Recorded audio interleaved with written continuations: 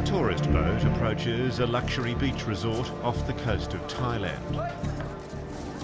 It's the 26th of December, a little before 10 o'clock in the morning. Unknown to everyone, there's a countdown running.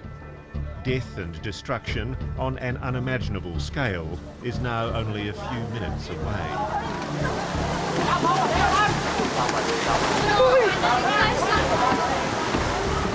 These people on Phi Phi Island will soon be fighting for their lives. Like hundreds of thousands of others across the region, the day the wave comes, they'll be on their own.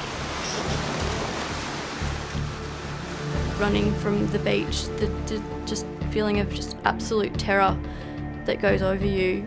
And I remember screaming, "We're going to die, we're going to die." ฝรั่งจะวิ่งลงไปดู Most of the white tourists went down to have a close look at the wave. All the hotel security guards were blowing their whistles and warning everyone to get back, but they were ignored.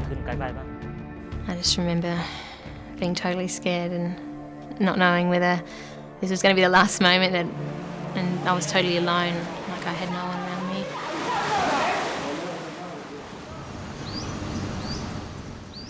Banda Aceh, Indonesia. University lecturer Raji Basalim starts the day with great hope. He and his wife Sawati and their 2 children are planning a move to Melbourne, where Raji will continue his academic studies. Me and my wife, we have a long chat about our future. We're talking about our plan when arrive in Australia.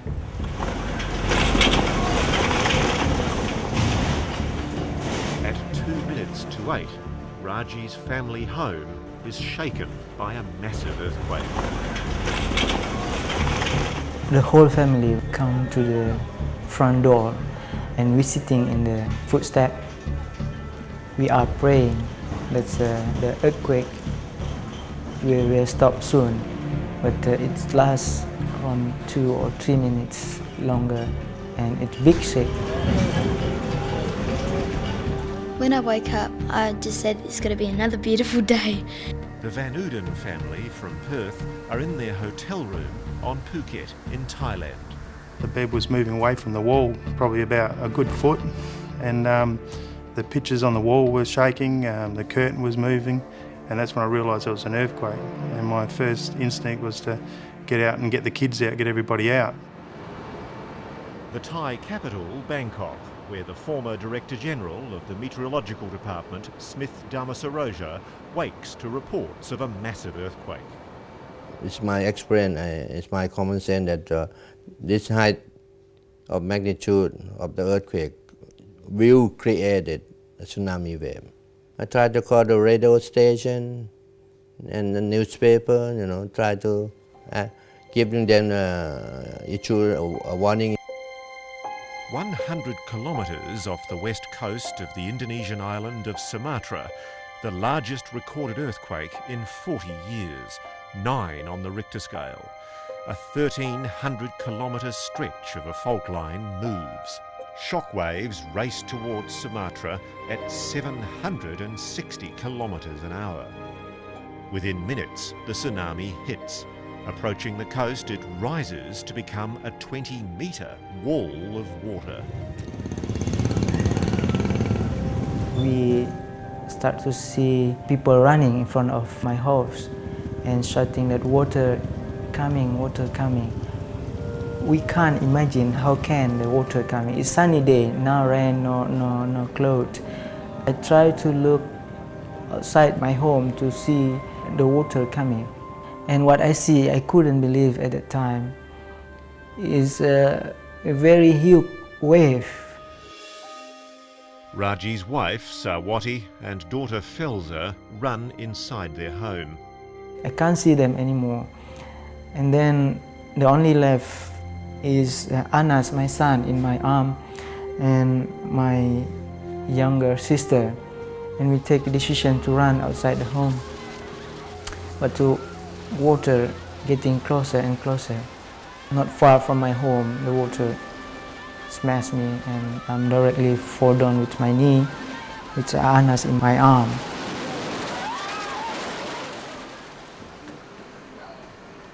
In Bangkok, the duty government seismologist Mr. Buren still has no inkling of the disaster about to hit Thailand. At that time, I didn't think about tsunami because, as I know the historical record, there's no tsunami in this area. The possibility almost zero. In Banda Aceh, tens of thousands of people are already dead or dying. Raji and his 2-year-old son Anas are now clinging to a coconut tree. After hit by very strong water, we got stuck there, and suddenly many other wood and tree coming from my back, and Anas was under the tree and many woods, and I couldn't keep my hand on his body anymore. So then Anas was lost from my arm. The world is still oblivious to the unfolding tragedy in Aceh, all except for the retired Thai meteorologist Damas Roja. He's sure a tsunami has been triggered. So you know this wave's coming towards the coast? I know, exactly, I know. So there's still time to warn? No, a lot of time, at least 45 minutes or 1 hour. And you weren't able to get your warning? No, I cannot even get to warn anybody. Damas Roja remembers how he warned the Thai authorities of the danger of tsunamis 7 years before. And some of them are believing me, but some of them think that my early issue of the nature disaster in this area will create panic to the people and destroy the tourism industry and so on. So what action was taken after you issued your warning in 1998? No action had taken at all. At 9:04 Phuket time, the Pacific Tsunami Warning Centre in Hawaii warns of the possibility of a tsunami. But no one in Thailand is monitoring those alerts. When did you first hear about the tsunami? Around 9:40, because my boss called me and tell me that there's a very big wave hit Phuket, and just only one tourist lost. Those first reports are hopelessly wrong. At beaches all along the Thai coast, few people realise what it means when the ocean rolls back a kilometre. And it was so low that we saw fish flickering on the sand. So people went down to the seabed to collect fish. Simon Lee, a policeman from New South Wales. He's taking photos on Patong Beach with his family when it dawns on him that this is more than just a low tide. Well, my heart was pounding because I remember an incident at Papua New Guinea a few years ago where maybe similar thing happened, and I thought it must be an earthquake out there in the ocean, and we had to get out of there. So we ran.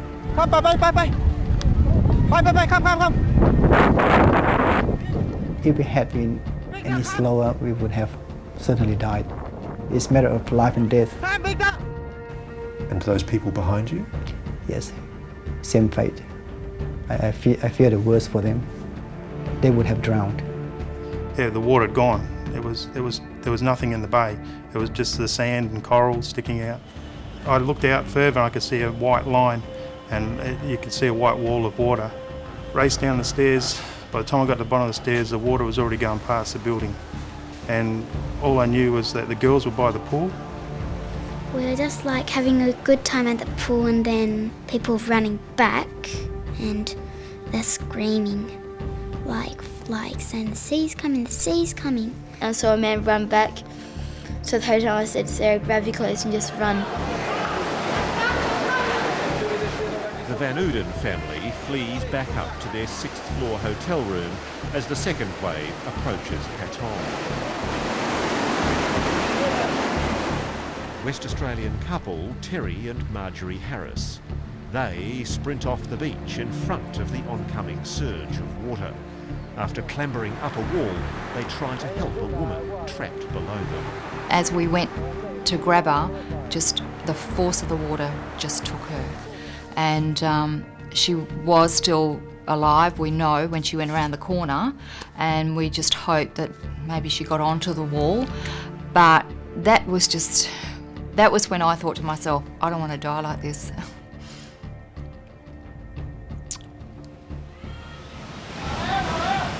I looked out to sea and I could see the next wave coming, and it was huge.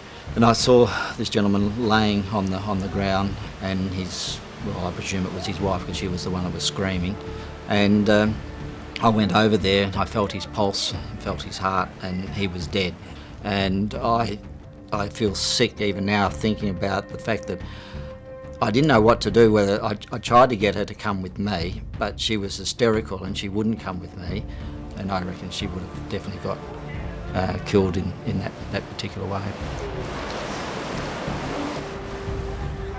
Simon Lee and his family seek refuge on a first-floor balcony. He's hoping it doesn't collapse in the flood. What are the children doing? They were asking me, what's going to happen, Papa, what's going to happen? And I said to them, I said to Nadine, I said, I'm sorry, I take you here. We might not survive this, but please stay together, hold hands, stay together. And if you have to go, we go together. Ian Dick is riding a scooter into Patong, unaware the first wave has just gone through. He finds a man trapped in an overturned car. He's saying, get me out, get me out. I said, I'll get you out. And I grabbed him by the arms, and he moved and I moved, and I managed to pull him out through the windscreen, got him out. And I mean, his words to me when I'd pulled him out, his first words were, I didn't even see it coming. I didn't know it hit me. Do you think he would have survived if you hadn't rescued him? No, not after what I'd seen. I seen 10-metre waves later on. And then I just said, we've got to get out of here. And I just snapped them all out of their trance, all the people around me, and just screamed at them to run. Sydney couple Nick and Kirsty Brady are honeymooning on Phuket. And all of a sudden it just started racing in and it started blowing the deck chairs. I mean, big, heavy wooden deck chairs were just flying up into the air and the people on them were just getting tossed about. And we realised that the water wasn't going to stop, and so we turned and started running. Caught by the waves, they're swept against a concrete column. It stops them being dragged out to sea. The water just streamed past us, nearly going out as fast as it came in. And that's when we were lucky the column was in front of us. It was pushing us hard up against the column and we couldn't move. Australian restaurant owner Richard Anthony watches from above Kamilar Beach on Phuket as tourists and local people are swept into the ocean. My initial thought was go down there and do what you can. And then something just told me back, I'm not too sure why, but my initial thought was, hang on a second, just wait. And of course, if you had gone down there, yeah, in all likelihood, you wouldn't be here now. Yeah, probably, yeah. What's inside? Further north on the luxury resort strip of Thailand's Khao Lak Beach, tourists stand and watch as the waves approach. What's inside? I saw all the white tourists running out to watch the wave as it approached. They went down to the beach to have a look. Wat Thong Lim and his wife Sirawan are on the beach with his niece and sister in front of the Sofitel resort at Khao Lak. It was so powerful. The current was that strong that you'd be killed if you hit a tree. It just carried me away and I couldn't help myself. Hundreds of foreign tourists and local people die around him. I escaped death only because I was so determined to live. But when I got out, I knew my wife, niece and sister had not survived. The very thing that made this such a desirable location is also what made it a death trap. The gentle, shallow shoreline here with the long reefs just offshore meant that as the tsunami hit the coastline, it rolled on top of itself, creating a monster 20-metre wave. This one stretch of beach was perhaps the worst hit in Thailand. Thousands of people died here. Some of those dragged out to sea are now caught in whirlpools. And there was very weird currents happening within the sea. Giant whirlpools that were 50, 100 metres across, and there was cars in the water. There was cars that had their roofs ripped off. British tourist Donald Lewis returns to his house on Bang Tao Beach after the first wave. I'd managed to put the fridge in an upright position, and we had a couple of beers in there, so we had a beer each. There was some fish floating around in the front room and that. And then they were shouting, "Oh, it's coming back! The water's coming back! It's coming back!" So we had to run. Phi Phi Island, a 2-hour boat ride south from Phuket. Luciano Butti is owner of a beachside restaurant. He's just about to open his doors after a big Christmas Day crowd the night before. The restaurant was full, everybody happy, and then we have a nice menu, special menu for this night, and also we have many Australian people there. No one knows of the disaster already unfolding in Phuket or of the tsunami hurtling towards this tiny island. People are more interested than alarmed when the sea suddenly disappears from the bay. This amateur video shows what happens next.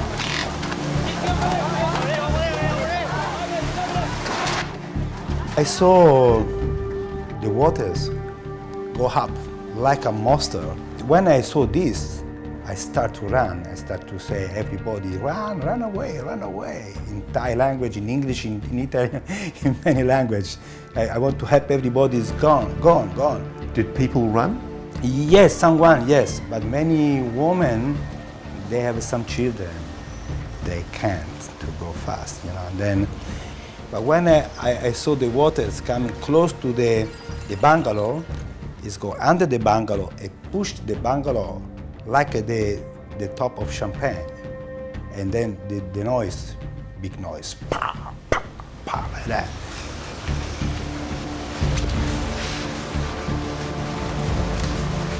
Waves are now smashing in from both sides of the narrow island.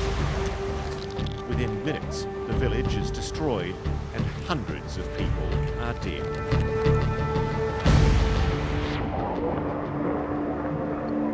I find a pen on the ground and I write the telephone number of my wife in Germany, and I send her a message.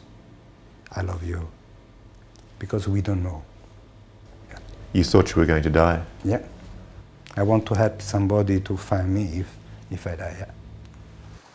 Anusha Jango watches from a nearby hill as the second bigger wave destroys Phi Phi. After the first wave come, have many voice from many people. Help me, many women. The second wave come, everything quiet. Quiet, nothing. You think those people had been killed? The former meteorologist Smith Dharmasaroja is still trying and failing to get the warning out. He knows this tsunami will keep on killing right across the Indian Ocean. I don't know what to do, but I thought somebody who responsible for international tsunami issuing should do something, should save the life of people in India, in Sri Lanka or in Maldives. Do you believe that a warning could have been issued? Yes, of course. The tsunami takes 2 hours to reach Sri Lanka. Just after 9 in southern Sri Lanka's Weligama Bay, hotel owner Jeffrey Dobbs is taking his morning swim. Suddenly I felt a current, quite a strong current. And I mean, I didn't think too much about it. I just started to try and swim harder. But then I noticed the waterline on the island, that suddenly I was 25 foot higher than I had been just a few seconds previously. So I thought, well, there's something wrong here, but I was still had no idea what was going on. So looking at the coast, the surge hit the coast, and then sort of all hell broke loose. I mean, boats were crashing into trees and crashing into buildings and going across the road.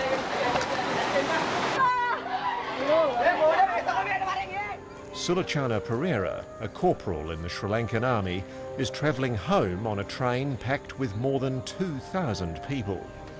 It stops near the beachside city of Hikkaduwa when the first wave hits. I closed the train door, but the other people in the carriage screamed at me not to. So I opened it again, and the water rushed in. The first wave came up to the level of the train windows, about 10 feet high. Many local people climb onto the train after the first wave. Sulachana drags children out of the water. We'd packed the children into the luggage rack. The fathers were trying to save their children. The second wave came and washed our carriage away. The wave was over 30 feet high and there wasn't a single house or tree visible. Do any of the children that you help survive the next few minutes? No. It's now 25 past 9 in the southern Sri Lankan city of Galle. Anusha Dialwis comes out of church only to hear screaming in the streets below. The seas coming up, and screaming was unbearable. Screaming was unbearable. Here on Galle's harbour foreshore, it's long been the custom for courting couples to take a stroll here in these gardens, known locally as the Lovers' Park. And that morning there are dozens of couples gathered here along these rocks. They are among the first to witness the arrival of the tsunami on Sri Lanka's coastline. And within minutes, most of them are dead. Hundreds of people are killed in Weligama Bay. Luckily, a fisherman threw me a line, and I sort of just clung onto the line. But then what happened is that Weligama Bay is the second largest bay in Sri Lanka after Trincomalee, and the whole bay just emptied of water. And in Australian terms, it would be sort of the whole of Sydney Harbour going out. At Hikkaduwa, Sulachana Pereira is one of only a few dozen people to survive out of more than 2,000 passengers. It's the world's worst train disaster. We went back to the windows to pull out as many living people as we could. But there were old people we couldn't help. Some were women whose saris had become tangled inside the train. It was very difficult to get them out. They were screaming at me, "Sister, take me first, take me." Ajith and Gamini De Silva's father disappears in Hikkaduwa while he's searching for the rest of their family. I asked my father not to leave us, but he did. We didn't expect that there would be a second wave. The boy's father, their mother, and 9-year-old sister all die. I thought I'd be swept away. When I saw the people getting washed away, I started crying. I saw an old man killed. I saw a boy dying. Houses being smashed. I saw my own house coming down.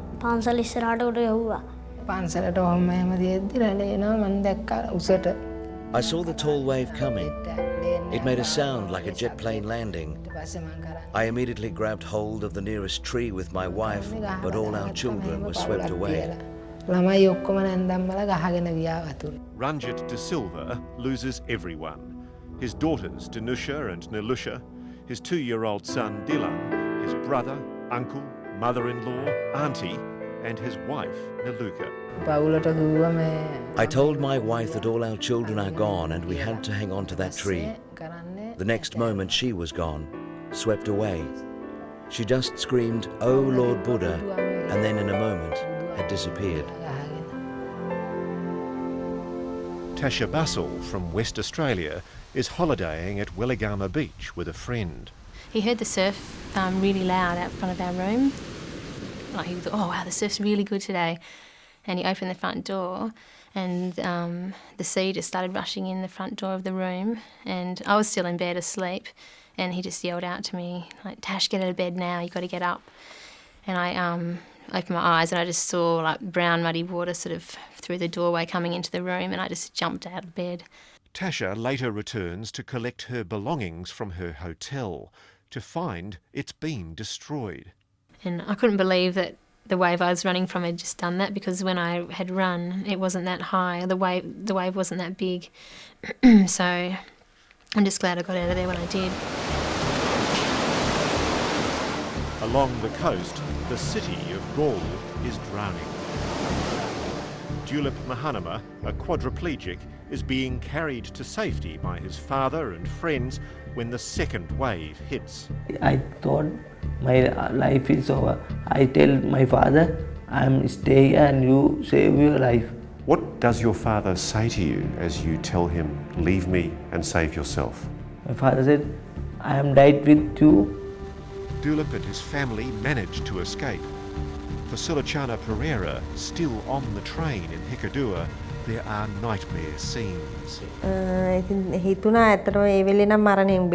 I'd escaped death, but it was terribly distressing to see people dying all around. I saw a little girl caught in the branches of a tree. Her body was in the air, but her neck looked broken and her head was underwater. No one was helping her. I asked a train guard to go into the water and bring her to me. I squeezed her body, water poured out of her mouth, and she started crying for her mother.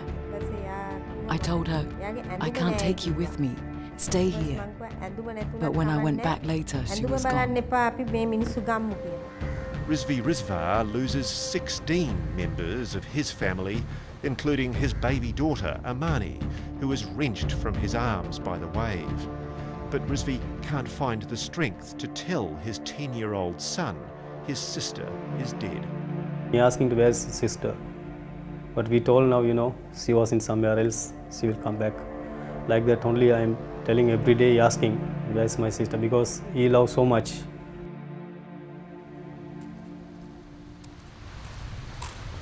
Later that day on Phuket, Wat Thong Lim returns to his family home from the carnage at Khao Lak to tell his daughter her mother is dead.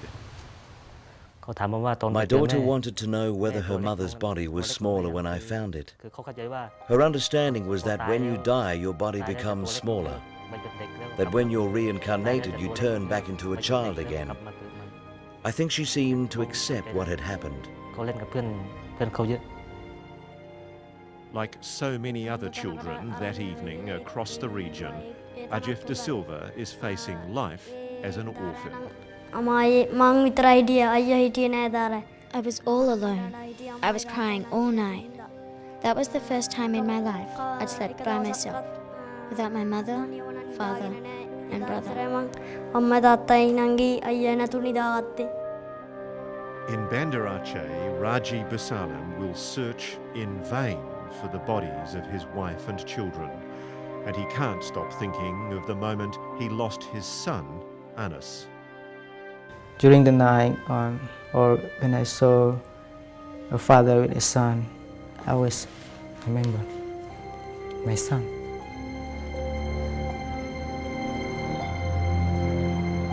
The end of a terrible day. It'll be weeks until the world realises the enormity of this disaster, that hundreds of thousands of people are dead or missing, and at least 1 million more are homeless. The truth is that the final toll may never be known.